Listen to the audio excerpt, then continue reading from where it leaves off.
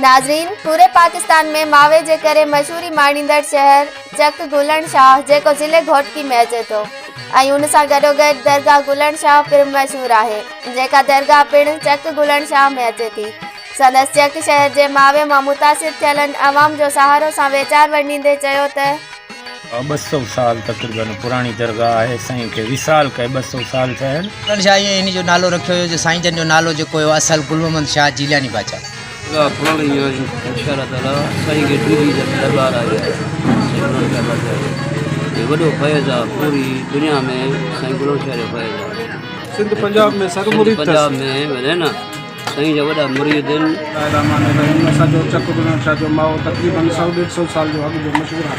असांजो दुबई वेंदो आहे, सऊदी वेंदो आहे, कतर वेंदो आहे, ॿाहिरि मुल्कनि वेंदो आहे। तक़रीबन असां मुख़्तलिफ़ क़िस्म जा मावा मिलंदा आहिनि।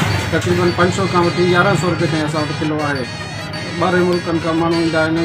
सादकाबाद थी वई, रैमियाट थी वई, ज़कर थी वियो, घोटकी थी वियो, मीरपुर माथेली जा ख़ासि करे ॿाहिरि जा माण्हू ईंदा आहिनि। असां तोहफ़ो तौरु वठी वेंदा आहिनि, पंहिंजे प्यारनि जो मोकिलींदा आहिनि।